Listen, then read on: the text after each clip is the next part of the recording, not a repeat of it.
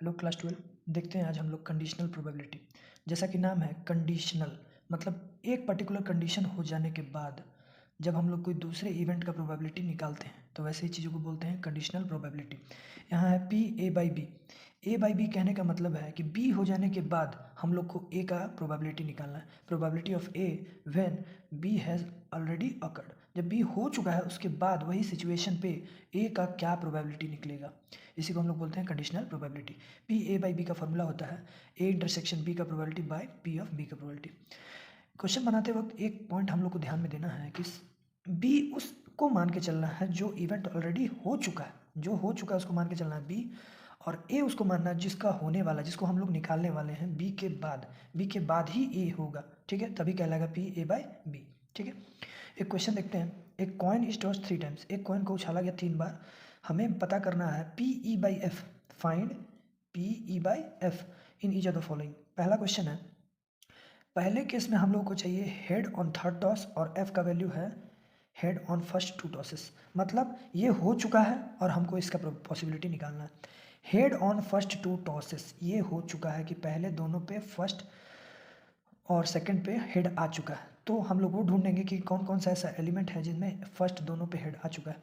ये देख लीजिए, ये पहला चलेगा, तीनों पे हेड है तो पहला पे 2 तो है भी, ये नहीं चलेगा, है ना, ये चलेगा, ये भी नहीं चलेगा, ये भी नहीं, ये भी नहीं, ये भी नहीं, ये भी नहीं, कोई नहीं। ठीक है, तो जो हो चुका है, तो हो जाने वाला चीज़ यही दो है ना, तो हम लोग इसको नाम लिख लेंगे एफ।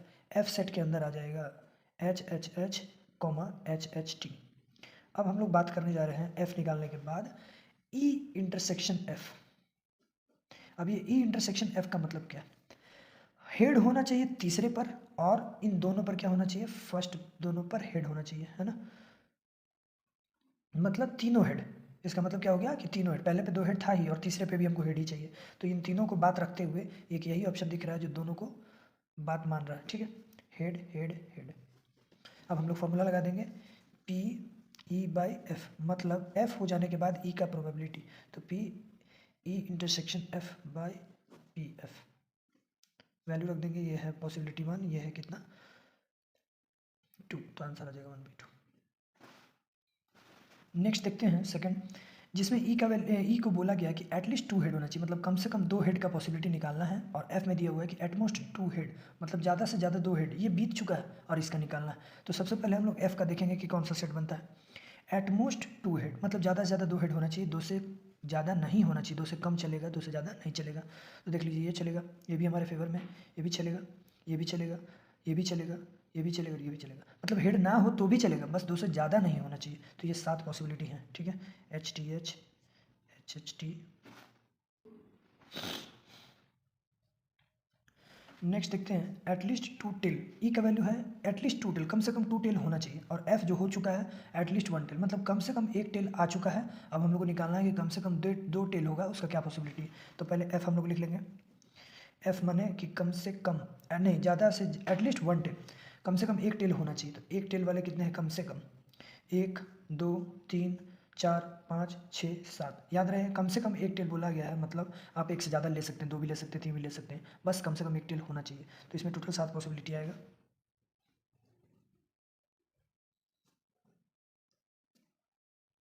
तो ये एफ का टोटल 7 पॉसिबिलिटी होगा, जिसमें कम से कम 1 टेल, 1 टेल होना ही होगा, उससे ज़्यादा होगा तो चलेगा, उससे कम नहीं होना चाहिए। अगला जो कह रहा है ई इंटरसेक्शन एफ, ई का भी बात मानना है, एफ का भी बात मानना है। ई कह रहा है कि एटमोस्ट ज़्यादा से ज़्यादा 2 टेल होना चाहिए, और एफ कह रहा है कि कम से कम 1 टेल होना चाहिए, है ना, तो इसको ज़्यादा से कोई दिक्कत नहीं है ना, और इसको दिक्कत है 2 से ज़्यादा नहीं होना चाहिए, मतलब कुल मिला के अगर बात देखा जाए तो 2 टेल वाला जितना है वो चल जाएगा। ज़्यादा से ज़्यादा 2 टेल, ये बोल रहा है कम से कम 1 टेल होना चाहिए, इसको ज़्यादा से कोई एतराज़ नहीं है, लेकिन इसको है, तो 2 टेल वाला चलेगा। 2 टेल वाला देख लेते हैं कौन सा है। ये भी नहीं, ये भी नहीं, ये भी नहीं, ये भी नहीं, ये चलेगा, ये भी चलेगा, ये भी चलेगा, मगर ये नहीं चलेगा, तो टोटल 3 ही होगा ऐसे, H T T, T H T और टी टी एच। अब हम लोग लगा देंगे formula P E by F. E का प्रोबेबिलिटी एफ हो जाने के बाद P E intersection F by P F. ये है 3 और ये है 7, तो आंसर इसका भी हो जाएगा 3/7। नेक्स्ट क्वेश्चन है, एक डाई इज थ्रोन ट्वाइस, है ना, एक डाई को फेंका गया 2 बार। अच्छा याद रहे, एक डाई को 2 बार फेंका जाए या फिर 2 डाई को 1 बार, पॉसिबिलिटी सेम ही लिखते हैं हम लोग। And the sum of numbers appearing is observe to be 6। एक डाई को 2 बार फेंका गया और दोनों पे नंबर जोड़ के कितना है, 6 है। ठीक है, what is the probability that the number 4 has appeared at least once, क्या चांस है कि कम से कम 4 आया होगा, ठीक है। 6 आ चुका है दोनों को जोड़ के, और क्या चांस है कि 4 कम से कम एक बार आया होगा। आ रहा है समझ में? तो हम पहले ही बता चुके हैं कि ए किसको मानते हैं और बी किसको मानते हैं। बी उसको मानते हैं जो हो चुका है, और ए उसको मानते हैं जो बी के बाद हुआ है, चार निकालने वाले, ठीक है। तो ए मान लेंगे, पहले बी मान लेते हैं। लेट बी जो हो चुका है, क्या हो चुका है, sum on 2 dice is 6, sum of number on 2 dice is 6, ये आ चुका है ना। अब ए क्या चांस है कि दोनों पे 4 रहा होगा, ठीक है, ठीक, 4 कम से कम 4, एटलीस्ट 4 अपीयर्स, कम से कम 4 दिखना चाहिए, है ना, 6 आने के बाद। तो ज़रा सोचते हैं हम लोग कि ए आने का क्या क्या पॉसिबिलिटी हो सकता है, क्या क्या चांस है जिसमें 4 दिख सकता है। तो बड़ा सिंपल है, सोच के देखा जाए तो 4,1, 1,4, फिर 2,4, तो 4,2 भी होगा, 3,4, तो 4,3 भी होगा, 4,4 भी होगा, 5,4 और 4,5, फिर 6,4, 4,6। ये सारा ऐसा पॉसिबिलिटी है जिसमें कम से कम 4 एक बार जरूर आएगा, ठीक है। अब हम लोग देखते हैं बी आने का chance, sum on 2 dice is 6, कैसे कैसे जोड़ के 6 आ सकता है, आप खुद सोचिए। तो 1,5 से आ सकता है 6, फिर जस्ट उल्टा कर देंगे 5,1, फिर 2,4 से आ सकता है तो 4,2 भी होगा, फिर हो सकता है 3,3, ये भी होगा। और कोई तरीका 6 लाने का तो अब नहीं है, ठीक है। इतना ही ऐसा पॉसिबिलिटी जिसको जोड़ के 6 आ सकता है। अब ज़रा देखें आप, बी हो जाने के बाद मतलब 6 आ जाने के बाद कितना ऐसा केस है जिसमें ये 4 आ रहा है कम से कम, तो 2 ही ऐसा केस तो दिख रहा है। ए इंटरसेक्शन बी का सेट कितना निकलेगा, बस यही तो एलिमेंट निकलेगा, 2,4 और 4,2, ठीक है। अब हम लोग फॉर्मूला लगा देंगे कंडीशनल प्रोबेबिलिटी का, P A by B. B हो जाने के बाद ए का चांस क्या है, मतलब दोनों पर नंबर आ चुका है जोड़ के 6, क्या चांस है कि कम से कम 4 आएगा। बी हो चुका है, ए निकालने वाले हम लोग, पी बाई पी बी। इसका वैल्यू हम लोग निकाल चुके हैं कितना, 2। पी बी का वैल्यू देख लीजिए, 1 2 3 4 5, तो आंसर हो गया 2/5, ठीक है। एक लाल और एक काला रंग का डाइस फेंका गया, है ना। Find the conditional probability of getting a some greater than 9, हमको ये चांस निकालना है कि 9 से ज़्यादा सम आएगा, है ना। Given that black die as 5, मतलब ब्लैक डाइस पे 5 आ चुका है, अब हमको रेड डाइस फेंकने वाले हैं, है ना। रेड डाइस फेंकने के बाद तो कुछ भी चांस है, 1 2 3 4 5 6 कुछ भी आ सकता है, लेकिन हमको वो नंबर चाहिए जिस नंबर से जोड़ने के बाद 5 पे, जिसको 5 पे जोड़ने के बाद 9 से ज़्यादा नंबर आ सके, मतलब 10 आ सके, 11 आ सके या फिर 12 आ सके, ठीक है। चलिए देखते हैं, फिर से वही कहानी, हम लोग पहले किसको ए माने, किसको पहले बी माने। हमने क्या बताया है कि बी उसको मानिए हमेशा जो हो चुका है, तो क्या हो चुका है, ब्लैक डाई पे 5 आ चुका है, तो इसी को बी मान लेते हैं, ठीक है। Let B is equal to black die, black dice give 5। A किसको मानेंगे, जो हमको निकालने के लिए दिया गया, sum greater than 9, sum greater than 9 मान लेंगे कि उसी को निकालना 9 से बड़ा सम। अब जरा खुद सोचिए सेट ए और सेट बी के बारे में। सेट ए का मतलब 9 से बड़ा, 9 से बड़ा नंबर क्या क्या हो सकता है, तो आंसर है 10 और 11 और 12, 2 डाइस की वजह से यही आ सकता है। तो 10 लाने का क्या क्या चांस हो सकता है, तो पहला चांस है 5,5, फिर है 4,6, फिर 6,4, ये हो गया 10 आ गया। अब ये बोल रहा है कि ग्रेटर देन 9, तो 10 के बाद 11 भी हो सकता है, 12 भी हो सकता है। 11 आने का चांस क्या है, 6,5, 5,6, और 12 आने का चांस क्या हो सकता है, 6,6। अब 12 से ज़्यादा नहीं लेना है, क्योंकि 2 डाइस को फेंकने के बाद ज़्यादा से ज़्यादा 12 ही आ सकता है। तो ये हो गया सेट ए हमारा। अब बात करते हैं सेट बी का, है ना। सेट बी में क्या बोला है कि ब्लैक वाले डाई पे 5 आ चुका है, मतलब पहले ब्लैक फेंका गया था, उस पर पहले ही 5 आ चुका है। अब दूसरा फेंकने वाले रेड, उस पर क्या क्या आ सकता है, तो सिंपल सी बात है कि 5,1, ये तो फिक्स हो गया, जो आना है रेड पे ही आने वाला है। 5,2, 5,3, 5,4, 5,5 और 5,6, क्योंकि पहले पे 5 फिक्स हो गया, क्योंकि पहले ब्लैक फेंका गया फिर रेड फेंका गया, ठीक है। अब बात करते हैं कि दोनों को मिला के कौन सा बात इंटरसेक्ट कर रहा है, ठीक है, दोनों में कौन सा बात कॉमन। तो कॉमन होने वाला बात आप देख सकते हैं, ये 5,5 और ये 5,6, मतलब इसमें आके हम लोग ये देख सकते हैं कि कौन सा वाला केस में सम ग्रेटर देन 9 हो सकता है। तो इसको जोड़ने के बाद तो 9 से बड़ा नहीं होगा, ये भी नहीं, ये भी नहीं, ये भी नहीं, ये 9 हो रहा है, 9 नहीं ले सकते क्योंकि सम ग्रेटर देन 9 बोला है। ये ले सकते हैं क्योंकि ये 10 है, ये ले सकते हैं क्योंकि ये 11 है, ठीक है। तो ये इंटरसेक्शन बी वाला केस हो रहा है 5,5 और 5,6। अब हम लोग लगा देंगे formula P A by B, मतलब ब्लैक वाले पे 5 आ जाने के बाद क्या चांस है कि हमको दोबारा नंबर रेड वाला डाइस फेंकने के बाद दोनों का सम जोड़ के 9 से ज़्यादा आ जाएगा, तो यही 2 चांस है बाई पी बी। ये दोनों का वैल्यू कितना है, 2, बाई पी बी का वैल्यू कितना है देख लीजिए यहाँ पे 6, तो आप चाहे तो इसको काट देंगे, आंसर हो जाएगा 1/3। इसी क्वेश्चन का सेकंड पार्ट देखते हैं ना। अब हम लोग को बोला गया निकालना है find the probability of getting a sum 8, मतलब जोड़ के सम आना चाहिए 8। ऐसा दिया हुआ है कि रेड डाई को फेंकने के बाद एक नंबर आया जो कि लेस देन 4 है ना। तो फिर से वही बात है, गिवन दैट मतलब ये हो चुका है कि 4 से नंबर कम ही आया है। अब बताइए क्या चांस है कि सबको जोड़ जाड़ के कितना आएगा, 8 आएगा। तो फिर से वही बात कि ए किसको माने, बी किसको माने। बी उसको मानते हैं जिसको जो कंडीशन बीत चुका है, तो ये बीत चुका है। गिवन दैट मतलब ये हो चुका है, ठीक है। क्या हो चुका है, 4 से नंबर कम आ चुका है। तो B is equal to number on red dice is less than 4, ठीक है। ए किसको मानेंगे, जो हम लोग को निकालने बोला जा रहा है, sum on to dice is 8, ठीक है। चलिए देखते हैं ए सेट क्या क्या निकल सकता है, कौन कितना सारा ऐसा केस है जिसको जोड़ के 8 आ सकता है। तो वो हो जाएगा 2,6, फिर 6,2, 3,5 हो सकता है, तो 5,3 भी होगा, फिर 4,4। और आप देख सकते हैं कि और कोई भी ऐसा केस नहीं है जिसको जोड़ के दोनों को जोड़ के 8 आ सके, ठीक है। अब हम लोग चलते हैं सेट बी निकालने की तरफ। सेट बी थोड़ा सा बड़ा आएगा। अब थोड़ा खुद सोचिए, नंबर लेस देन 4 बोला है, वो भी किस पे, रेड डाइस पे, मतलब पहला का कोई कंडीशन है, पहला पे कुछ भी आ सकता है। तो नंबर लेस देन फोर वाला क्या हो सकता है, 3 हो सकता है, 2 हो सकता है, 1 हो सकता है, लेकिन किस पर, सेकंड डाइस रेड वाले पर। पहला वाला का तो कोई लिमिट नहीं है, तो पहला वाले पे फिर कुछ भी आ सकता है। तो ये हो सकता है 1,1, 1,2,1, 3,1, 4,1, 5,1, 6,1। मतलब इन सब में ऐसा केस है जिसमें रेड वाले पे 1 आया हुआ है। अभी हम लोग और केस ले सकते हैं, 2, 1,2, मतलब रेड वाले पे 2 आ सकता है, बिल्कुल आ सकता है। 2,2 भी हो सकता है, 3,2, 4,2, 5,2, 6,2, ठीक है। ये क्या बोला है, 4 से कम। अभी और एक केस ले सकते हैं, 1,3, 2,3, 3,3, 4,3, 5,3, फिर ये 6,3। अब और कोई केस नहीं ले सकते, क्यों, क्योंकि ये लास्ट वाला 1, 2, 3 ही हो सकता है। ये बोला है on red dice number should be less than 4, तो 4 से लेस ही हो सकता है। ये टोटल पॉसिबिलिटी कितना हो गया देख लीजिए, तो 6 इंटू 6 ये हो जाएगा टोटल कितना, 12। अब हम लोग को इससे मतलब नहीं है, मतलब है कि ये दोनों में मैच कितना कर रहा है। ए इंटरसेक्शन बी, एक ऐसा बात जो इसमें भी हो और इसमें भी हो, है ना। तो इसी के अंदर ये वाला हम लोग ढूंढ लेंगे कि 2,6 किधर है। तो आप ध्यान से देखेंगे तो 2,6 तो नहीं मिलेगा, मगर 6,2 मिल जाएगा। ये दिख रहा है 6,2, फिर 3,5, 3,5 यहाँ नहीं मिलेगा क्योंकि सेकंड पे क्या है, 5 है। ये बोल रहा है 4 से कम होना चाहिए, ये मिल जाएगा 5,3, ये यहाँ रहा, ठीक है। ये नहीं मिला, 4,4 तो नहीं मिल सकता क्योंकि सेकंड पे क्या होना चाहिए, 4 से कम होना चाहिए। ये क्लियर है। ए इंटरसेक्शन बी का मतलब बी का भी बात मानना है, ए का भी बात मानना है। ए कह रहा है कि दोनों को जोड़ के 8 होना चाहिए, और बी कह रहा है कि लास्ट वाले नंबर में 1, 2, 3 से ज़्यादा नहीं हो सकता, 4 से कम ही होना चाहिए। तो ये मैच करने वाला 2 ही एलिमेंट है, 6,2 और 5,3। तो ये हो गया 2। अब हम लोग लगा देंगे कंडीशनल प्रोबेबिलिटी का formula, A by B means B हो चुका है, नंबर आ चुका है लेस देन 4।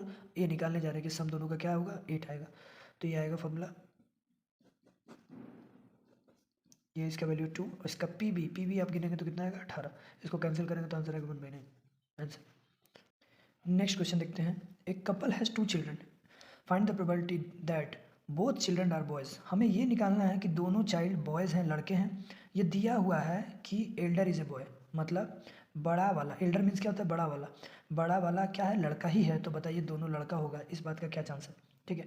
ज़रा खुद से सोचिएगा, तो इसका आंसर आप बिना कैलकुलेशन के भी दे सकते हैं कि आंसर 1/2 होगा। अगर पहला वाला ही बड़ा बेटा हो चुका है तो सेकंड बेबी जो भी होगा, या तो बॉय होगा या तो गर्ल, तो बॉय का चांस कितना हो गया, 1/2, ठीक है। चलिए हम लोग देखते हैं स्टेप वाइज इसको। ए किसको मानेंगे और बी किसको मानेंगे, तो बी वही मानेंगे जो इट इज़ नोन दैट या गिवन दैट या ऐसा कुछ हो चुका है, तो ये हो चुका है, तो बी मान लेंगे किसको, एल्डर इज़ ए बॉय, ये बी हो चुका है। ए क्या है, बोथ बॉयज़, दोनों के दोनों लड़के होने चाहिए, ठीक है। अब बात करते हैं पहले सैम्पल स्पेस का। ऐसे क्वेश्चन में सैम्पल स्पेस का लिखना बड़ा ज़रूरी है। तो अगर किसी के 2 चिल्ड्रन हैं तो क्या हो सकता है टोटल सैम्पल स्पेस इसका, देखिएगा ज़रा। हो सकता है कि दोनों गर्ल हो, G1 G2, G1 मतलब बड़ा चाइल्ड और G2 मतलब छोटा चाइल्ड, दोनों गर्ल हो सकता है कि बड़ी वाली गर्ल हो और छोटा वाला बॉय हो। ऐसा भी हो सकता है कि दोनों बॉय हो, और ऐसा भी हो सकता है कि बड़ा वाला बॉय हो और छोटी वाली गर्ल हो, ठीक है। यही चारों पॉसिबिलिटी हो सकता है और कोई नहीं पॉसिबिलिटी होगा। अब हम लोग ए का देखते हैं, बोथ बॉयज़ का क्या क्या केस हो सकता है। तो एक ही केस है बोथ बॉयज़ के लिए, B1 B2। बी केस कह रहा है कि एल्डर इज ए बॉय, मतलब बड़ा वाला लड़का होना चाहिए। तो बड़ा वाला लड़का के लिए 2 केस बन रहा है हमारे पास, एक ये एक और ये, ठीक है। B1 B2, B1 मीन्स बड़ा वाला, B2 मीन्स छोटा वाला। और ये B1G2। अब दोनों का बात हम लोग मिलाएंगे A इंटरसेक्शन B, मतलब दोनों का बात कहाँ मैच कर रहा है, तो एक ही ऐसा केस है जहाँ मैच कर रहा है B1 B2 पे, है ना। अब लगा देंगे कंडीशनल प्रोबेबिलिटी का फॉर्मूला। B होने के बाद एक का पॉसिबिलिटी, मतलब एल्डर बॉय है, क्या चांस है कि दोनों ही बॉय होगा, तो आंसर आएगा फॉर्मूला लगा के 1 केस पी बी कितना है 2 केस, आंसर हो जाएगा 1/2। देखिए वही आएगा आंसर। इसी का सेकंड पार्ट देखते हैं। Find the probability of getting both children are girls, दोनों चाइल्ड क्या होनी चाहिए, गर्ल्स होनी चाहिए। इफ़ गिवन दैट, अगर ये दिया हुआ है कि at least one of the children is a girl, कम से कम एक लड़की है, तो बताइए दोनों लड़की होगी, इस बात का क्या पॉसिबिलिटी होगा। यहाँ ध्यान रखेंगे ये एटलीस्ट का क्वेश्चन है, एटलीस्ट मीन्स कम से कम, है ना, कम से कम एक लड़की है, मतलब 2 भी होगा तो चलेगा, है ना, एक से कम नहीं होनी चाहिए। तो सबसे पहले हम लोग वही लेट करेंगे, लेट बी, और बी किसको मानते हैं, जो हो चुका है, जो गिवन है, तो एटलीस्ट 1 गर्ल। एक किसको मानेंगे, जिसका क्वेश्चन बोला गया निकालने के लिए, both children girls, both girls. Sample space यहाँ पे दिया हुआ है, वही क्वेश्चन का पार्ट है ये, तो ये ए मान लेंगे। ए का सेट का मतलब हो गया बोथ गर्ल्स, बोथ गर्ल्स के लिए एक ही पॉसिबिलिटी है G1 G2, बड़ी वाली भी गर्ल्स छोटी वाली भी गर्ल्स। अब बात करते हैं बी सेट का, एटलीस्ट 1 गर्ल, कम से कम एक लड़की होनी चाहिए, 2 होगी तो चलेगा, एक होनी चाहिए जरूर, ये चलेगा, ये भी चलेगा, ये नहीं चलेगा क्योंकि इसमें एक भी लड़की नहीं है, ये चलेगा, ठीक है। G1 G2 G1 B2। अब हम लोग एक ऐसा केस लिखेंगे जो दोनों में कॉमन हो, ए इंटरसेक्शन बी। आप देख सकते हो दोनों में G1 G2 common, G1 G2। अब फॉर्मूला लगा देंगे ए बाई बी, बी का हो जाने के बाद ए का प्रोबेबिलिटी क्या होगा, P A intersection B by P B. इसका वैल्यू है 1, इसका वैल्यू है 3, तो आंसर हो जाएगा 1/3। नेक्स्ट क्वेश्चन देखते हैं। 2 integers are selected at random from 1 to 11। At random का मतलब होता है कहीं से भी 2 उठा लेना है बिना देखे समझे, इधर उधर से 2 कार्ड उठाया गया, 2 नंबर उठाया गया, 1 से लेके 11 लिखे हुए नंबर पे। इफ़ सम इज़ इवन, मतलब दोनों को जोड़ने के बाद इवन आ चुका है। Find the probability that both the numbers are odd, क्या चांस है कि दोनों नंबर ऑड रहा होगा। पहले तो इस क्वेश्चन को सॉल्व करने से पहले कुछ एक कंसेप्ट समझ में आना चाहिए कि अगर हम लोग ऑड और ऑड दोनों को जोड़े तब भी क्या होगा, इवन होगा, और इवन इवन को जोड़ने से भी क्या होगा, इवन होगा। याद रहेगा ये बात। ये इवन पे ही क्यों फोकस कर रहे हैं, क्योंकि क्वेश्चन में इवन आ चुका है, तो हम लोग उसी हिसाब से लेना है, ठीक है। तो सबसे पहले सेलेक्ट करेंगे लेट ए और बी। ए उसको मानते हैं जिसको निकालने वाले हैं, बी उसको मानते हैं जो हो चुका है। If the some is even, ये आ चुका है तो बी यही मानेंगे, सम इज़ इवन। बी क्या है, सम इज़ इवन। ए किसको मानते हैं हमेशा हम लोग, find the probability that both the numbers are odd, क्या चांस है कि बोथ नंबर क्या होगा, ऑड होगा, तो ए उसको मानेंगे जो निकालने वाले हैं, बोथ नंबर्स आर ऑड। अब हम लोग देख लेते हैं ए का केस कौन सा बन रहा है और बी का केस कौन बन रहा है और दोनों में इंटरसेक्ट कौन सा करेगा। ए केस दोनों नंबर ऑड होगा, इसका क्या चांस है। सबसे पहले ये देखिएगा 1 से लेके 11 वाले नंबर में 3 5 7 9 11, ये 6 टोटल ऐसे नंबर हैं जो ऑड है, और 5 ऐसे नंबर हैं 2 4 6 8 10, ये जो क्या है, इवन, ठीक है। और थोड़ा सा इस क्वेश्चन में कॉम्बिनेशन का यूज़ होने वाला है, आप लोग 11 क्लास में समझे होंगे थोड़ा बहुत परम्यूटेशन कॉम्बिनेशन। अगर किसी भी 6 आइटम में से 2 को सिलेक्ट किया जाए तो हम लोग लिखते हैं 6C2, है ना। अगर 5 में से 2 को सिलेक्ट करना हो तो हम लोग चुनते हैं 5C2, ये NCR वाले फॉर्मूले पे, ये थोड़ा सा आना चाहिए, ठीक है। अब ए कह रहा है बोथ नंबर्स आर ऑड, दोनों ऑड हो उस बात का क्या चांस है, दोनों ऑड हो उस बात का क्या चांस है, ठीक है। तो हम लोग ए एलिमेंट को अगर देखने जाएंगे तो ये बहुत बड़ा होगा, ठीक है। तो हम लोग डायरेक्ट फोकस करेंगे ए इंटरसेक्शन बी पे और बी पे, तो ज़्यादा थोड़ा शॉर्ट पड़ जाएगा ना, तो बहुत बड़ा हो जाएगा। तो हम लोग डायरेक्ट पहले बी का सेट लिख देते हैं। बी क्या है, सम इज़ इवन, दोनों का सम क्या होना चाहिए, इवन होना चाहिए। तो ज़रा सोचिए, दोनों को जोड़ के अगर आपको इवन लाना है तो आपके पास 2 चांस है, या तो आप दोनों इवन ऑड नंबर ले लीजिए तब भी जोड़ के इवन आ जाएगा, या तो आप दोनों इवन लीजिए तब भी जोड़ के इवन आ जाएगा। एक इसमें और एक इसमें लीजिएगा तो कभी इवन नहीं आएगा, वो हमेशा ऑड आएगा, ठीक है। तो both odd, some is even लाना है, तो या तो आइदर और वाला केस बन रहा है ना, तो आइदर 6C2, या तो दोनों के दोनों हम क्या चुनें, ऑड चुन लें, या तो दोनों का दोनों हम इवन चुन लें। और आपको पता होगा जब भी और आइदर और का केस होता है तो हम लोग ऐड करते हैं, और एंड का केस होता है तो हम लोग मल्टीप्लाई करते हैं। जब बोथ हो, या तो दोनों में से कोई एक ही केस होगा, या तो ये होगा या तो ये होगा, इसलिए हम लोग ऐड कर लेंगे, ठीक है। अब इसका चाहे तो हम लोग पॉसिबिलिटी निकाल सकते हैं, कैलकुलेशन वगैरह हम लोग लास्ट में देख लेंगे। ए इंटरसेक्शन बी, इसका कहने का मतलब है कि दोनों नंबर ऑड होना चाहिए और दोनों को जोड़ के इवन आना चाहिए। तो दोनों को जोड़ के इवन आने वाला केस तो यही है। इसी में देखते हैं कि ऑड वाला केस कौन सा है, तो ऑड वाला केस ये है ना, 6C2, तो ये हो जाएगा 6C2। अब हम लोग जानते हैं अपना प्रोबेबिलिटी का formula P A intersection B, sorry P A by B, B हो जाने के बाद ए से होने का क्या चांस है, ठीक है। तो A intersection B by P B, total P B कितना होगा, ये होगा 6C2 plus 5C2 by P A intersection B, A intersection ये है 6C2। अब इसके जरा हम लोग कैलकुलेशन देख लेते हैं, है ना।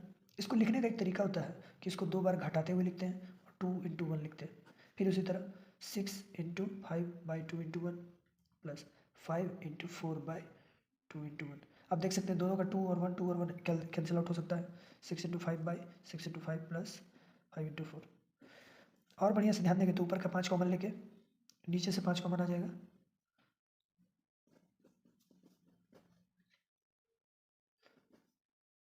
तो आंसर हो जाएगा हमारा 3/5, ठीक।